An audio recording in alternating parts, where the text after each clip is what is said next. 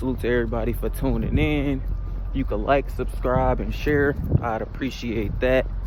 Just give y'all a quick background real quick for the channel. This channel mainly gonna be getting opinions, getting the general consensus on different topics and things.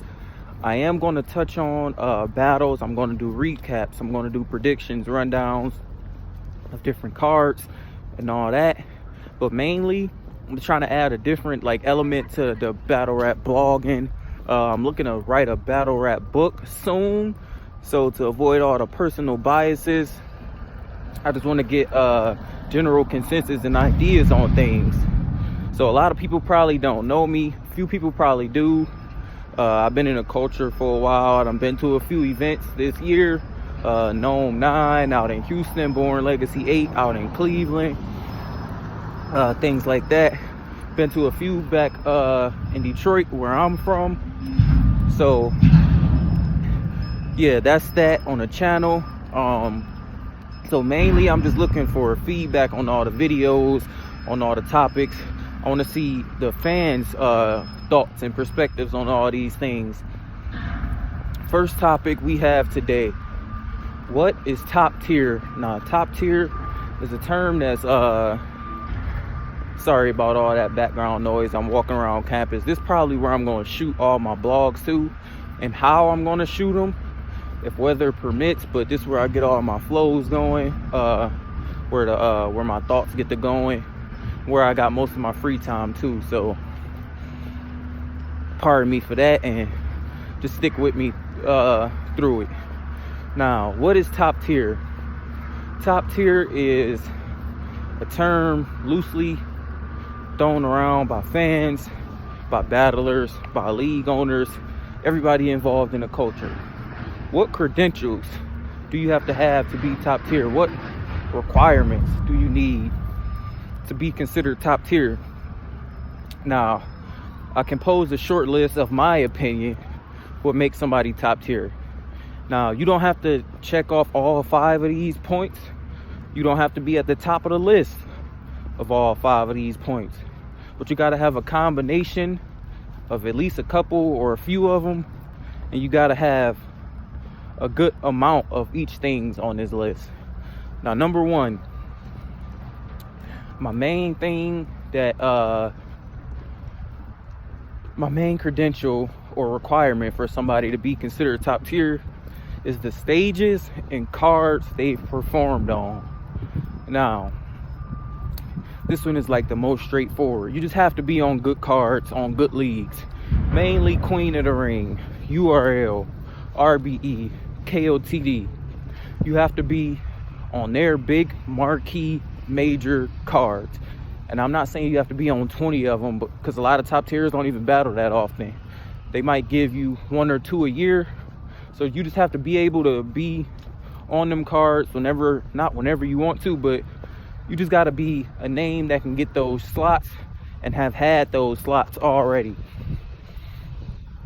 Number 2, performances and moments. You have to have quality performances, quality moments. Now, moments is really, really important. You have to have stuff that fans can cling on to, hold on to for long periods of time. We will never forget Surf lock picking that door against Young Ill. That's a moment embedded in history. We not about to forget Hitman doing that first remix against Verb in St. Louis. That's just stuff we not gonna forget. That's why those people are who they are after being in this game 10 plus years. Performances, you have to have good quality performances. And when I say performances, I'm talking about the overall scheme of things. And I don't want to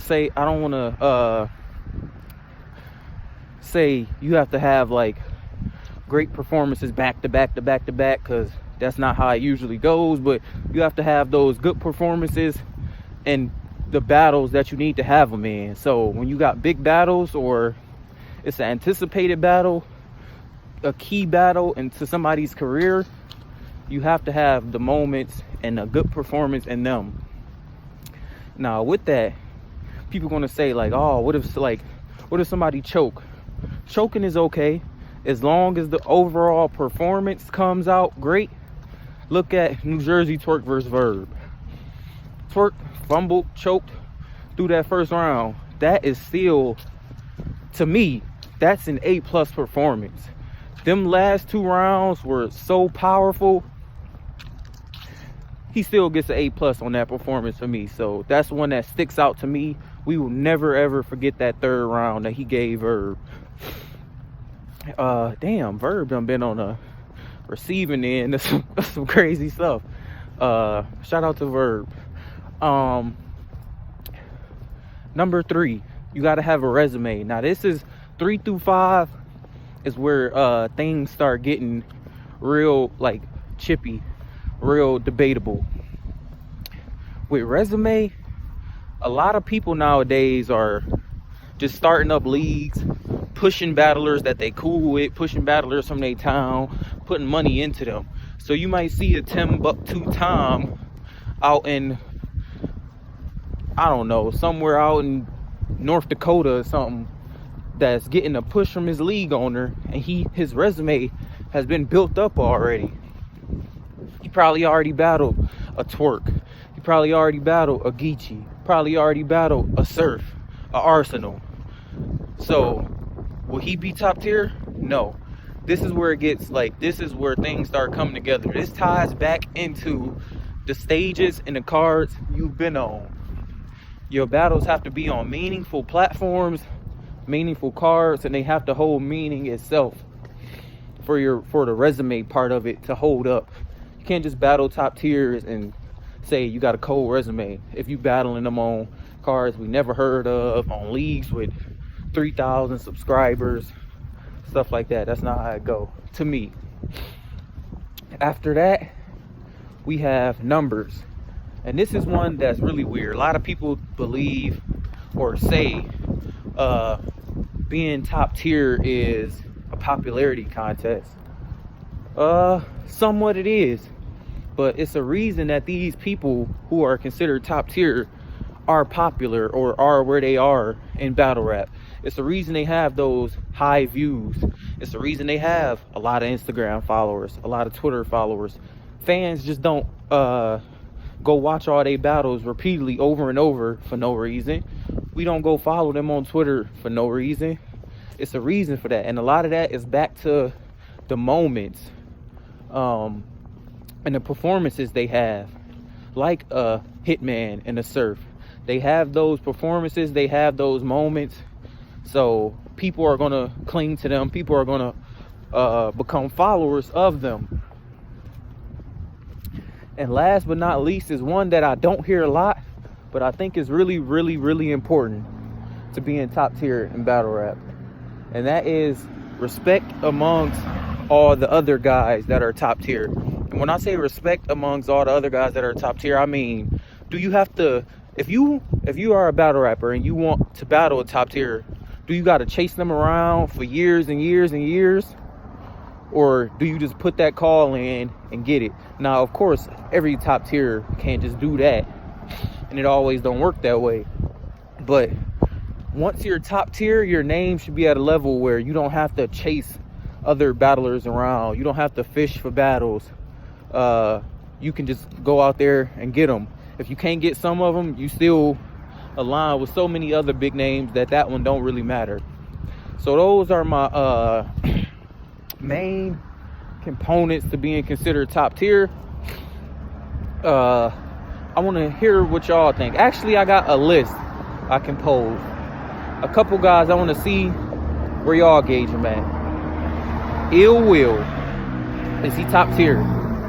Chef Trez, is he top tier? Swave Seva, Young Cannon, and Cortez. I want y'all to tell me in the comments what y'all think about top tier. What makes somebody top tier? And are these people that I just mentioned top tier? Should they be considered top tier? Also, again, like, subscribe, and share. I appreciate all of it. I appreciate the feedback. I want the feedback. I want to see what everybody else thinks about this, and let's just rock out that way. I appreciate the support. Like, subscribe, and share again.